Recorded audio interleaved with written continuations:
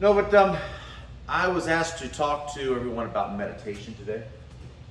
And I've got to tell you, meditation is a passion of mine.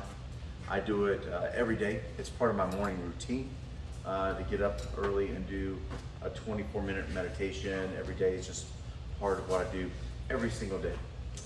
And so I'm passionate about the subject. I'm passionate about doing it, actually. And I wanted to find some research because I know there's some of you that aren't into the mystic thing that like I would be into, some of the yoga and Zen, Buddhism, and just plain mysticism. So I wanted to find a little more about science, the science of meditation. And it was pretty fascinating as I'm doing this research today, because I've learned all kinds of stuff and what it actually does for your mind, and it really there's been lots and lots of scientific research with meditation in the past decades, especially in the past 10 years. A lot of research has gone into it. Some of the things that I found out right away, of course, I already knew this, but scientifically they now have proven that meditation relieves stress, it lowers your blood pressure, it lifts your mood. Just those three reasons alone, it gives you good reason to do it. But recently, neurosurgeons started to take a deep dive into what meditation does for the brain and the brain structure. And this is where it gets a little interesting, because what they discovered is that meditation actually rewires your neurocircuits. It creates new neural pathways, new neurocircuits, and it actually eliminates the least used connections to strengthen the ones that you use the most. Just by meditating, you can make that happen for yourself.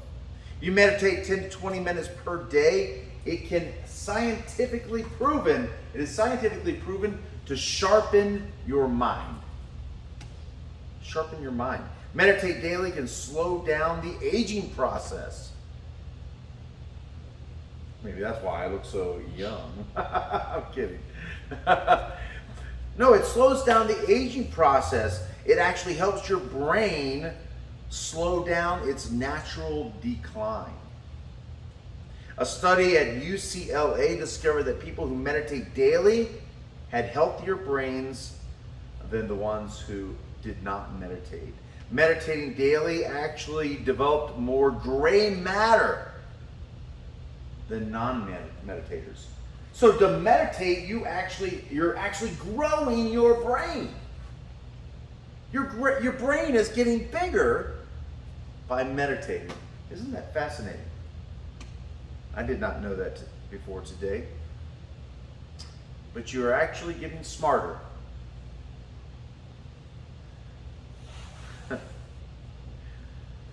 You might be surprised that since the brain's actually getting bigger, mystics have believed this forever, as long as I've been meditating, that you begin to retain more information, you begin to learn better, your memory gets better. And here's something that you may not have known, but there have been documented mystics who have meditated, have lived to 200 plus years old in recent history. I watched a video as I'm doing this research today of an Indian guru who's living right now that's 125 years old at the time of the filming. He simply meditates and prays every day and does a little bit of yoga. 125. For those of you who are my Christian friends, you may recall that there are people in the Bible that were reportedly living for a long time. For example, Methuselah lived to 960 years. Did you know that? Noah was reported to live 950 years. Adam, 930 years. Of course, modern people question these numbers because we don't typically live this. An average male in 2022 lives the average age of 76. Did you know that? About 76 is the average age.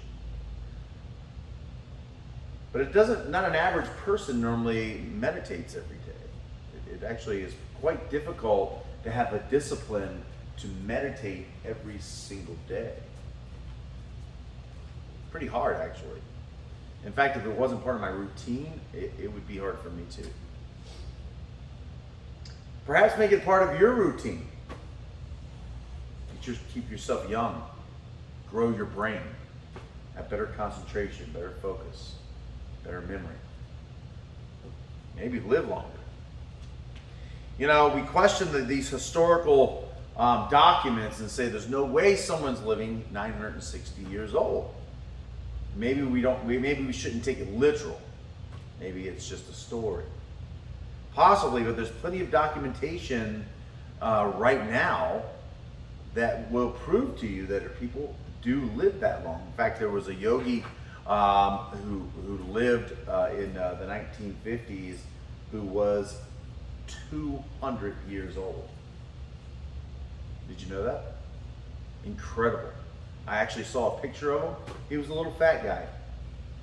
A little fat guy, but he did meditation and yoga every single day. Lived to be 200 years old. Meditation changes the structure of your brain. Not only does your brain get bigger and stronger, but it also changes. Meditation changes the hippocampus and the amygdala. The hippocampus is located in the temporal lobe, and it plays a critical part in your cognitive function in areas such as memory and learning, like I just mentioned to you. Critical. It's a little horseshoe-looking thing that sits in the temporal lobe. It kind of looks like that, and it helps you learn. It helps you with your memory. After only 8 weeks of daily meditation, research shows that people had a bigger hippocampus, and that means better memory and faster learning ability only after 8 weeks. 2 months of meditating regularly. You start getting smarter, learning better, memorizing more. That's incredible. That right there should be enough to make you want to meditate. But if that's not enough, the amygdala is also improved. The amygdala is the emotional center of your brain. It's best known from having that looking like an almond shape.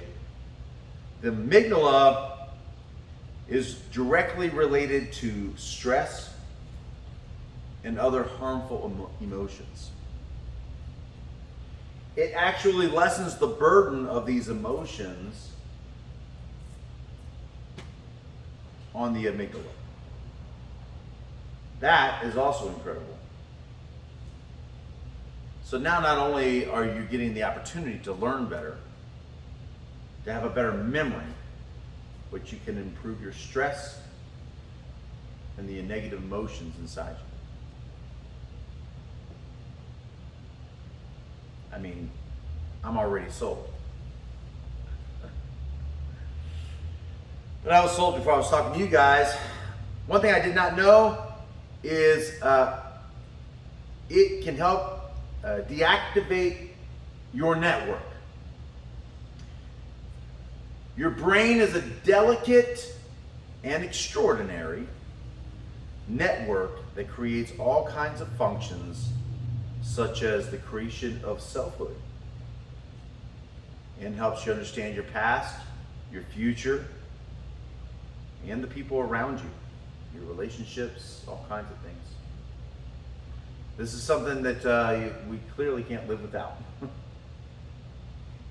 It's a network, and it's known as the DMN. DMN creates what Buddhists know as the monkey mind. I've talked about the monkey mind before. Science knows it as the mind of the wandering mind. I guess science has to have a different name. So the wandering mind, or the monkey mind. That's that mind that's having you jumping back and forth from the past and the present that we've talked often about. It's the one that has you worried, keeps you up at night. It's the mind that makes you doubt.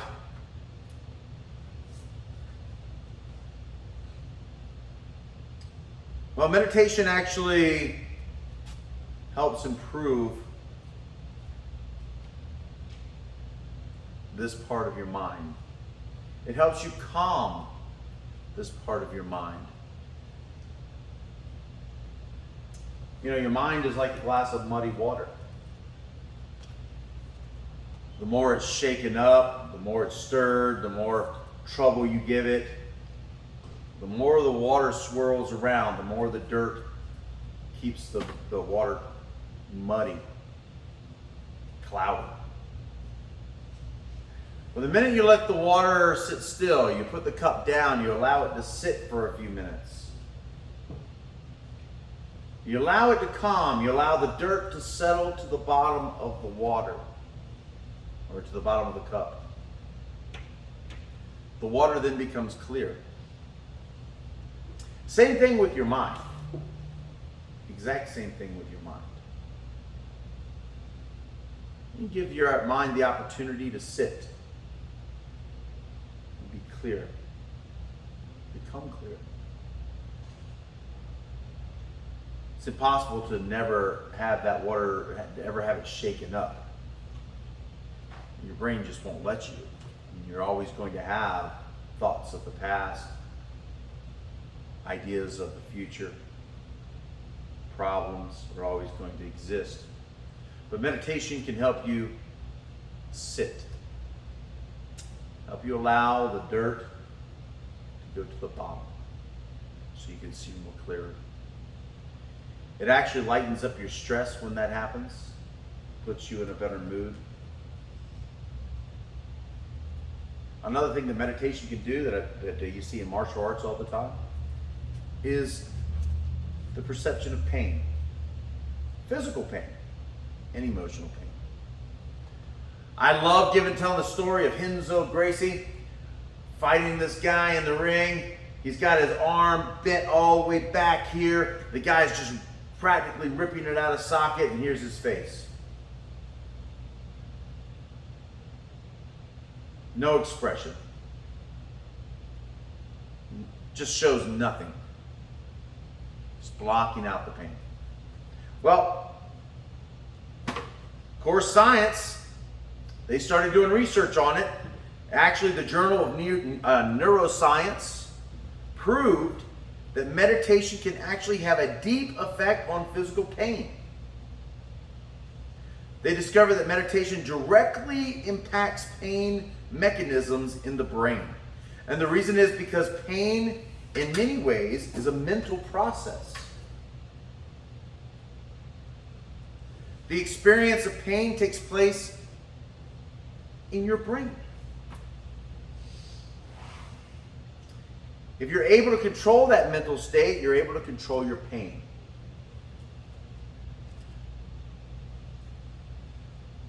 There was once a Buddhist monk, Tibetan Buddhist monk, was protesting against the treatment of the Tibetan people from China,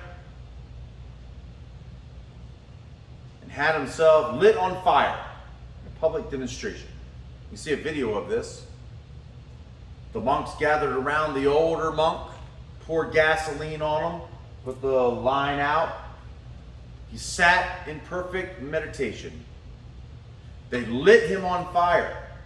He sat there. Not a sound uttered. Not a movement, nothing. Nothing happened. He just sat. He wasn't medicated. He wasn't in some kind of coma or something. He was a living, breathing human being through the power of his meditation, burned himself a lot to death without uttering a single sound. It's a horrifying video if you ever get an opportunity to watch it. He doesn't move until his body's dead, and where it then falls over. He falls over dead.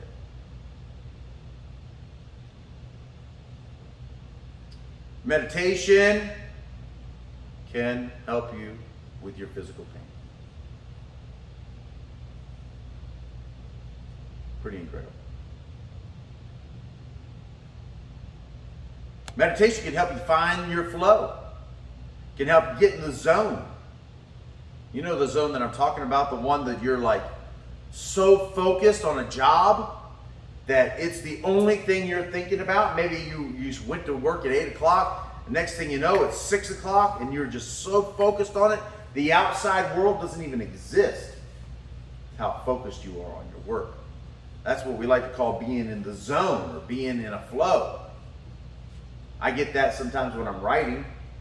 Not today. Today was not one of those zone days. But when I get into the flow of writing, everything's coming. If I'm getting in the flow of creating a song, nothing else exists except for that song. If I get in the moment of fighting, nothing else exists except for the fight. If I get in the moment of teaching, nothing else exists. I'm in the zone. Meditation helps you get into that zone. Most people have this experience every once in a while. Every once in a while you get into the zone. People who meditate, people who have more control of their brain, have bigger, more gray matter in their brain. They find it easier to slip in and out of the flow, in and out of the zone, because they've learned how to focus. They've learned how to increase their concentration. When you understand how to do that, it's easier to get in and out of the zone. So, meditate. You can find your flow. Happiness. Yes, that word again that we like to use so often. It does help you with your happiness.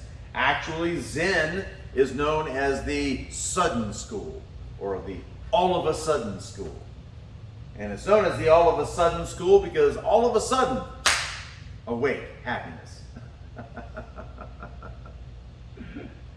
That happened to me back in 1999. All of a sudden, awake and happy.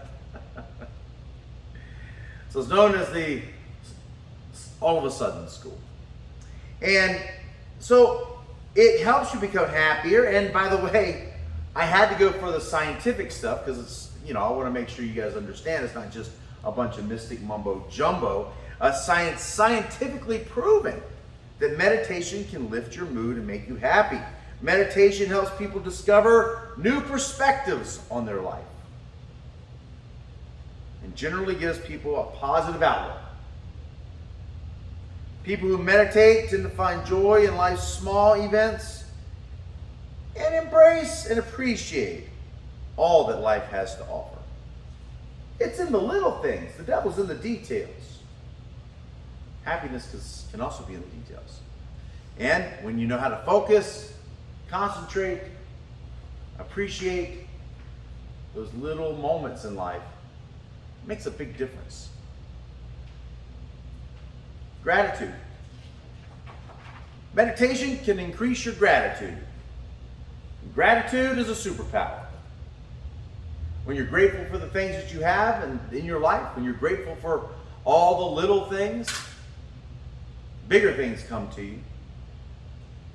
When you're grateful for just the day itself, you tend to be happier. Meditation helps you find an appreciation for the things that you have. Gives you better gratitude for the bonds that you've made, the connections that you've built in your life. It helps you gain compassion. Meditation helps you gain compassion and empathy and When you're able to do this, it will ease things like anxiety, anger, and help you negotiate negative emotions better. When you have empathy, you're able to see another person's perspective. Maybe not being so quick to judge. Of course, going back to science, they actually did a scientific research on it. They put two groups together with two different meditations. The first meditation was the meditation of compassion. Second meditation was the meditation of kindness. They checked out the brain to see where they were before. They broke the group up, studied the brain. The group that focused on compassion, the centers in their brain that have to do with compassion grew. That's incredible. Likewise, the people that were doing the kindness meditation, the centers of their brain, the connections, the networks in their brain that have to deal with your own kindness, they grew. Stands to reason that with all the scientific evidence and research, that meditation is incredibly healthy for your brain. It's also incredibly healthy for your body, lowering your blood pressure, lowering your heart rate.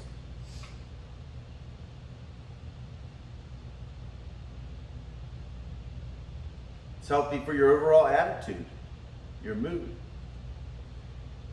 It's healthy for your lungs. It's healthy for your blood circulation. Your heart, by the way, carries oxygen through your body.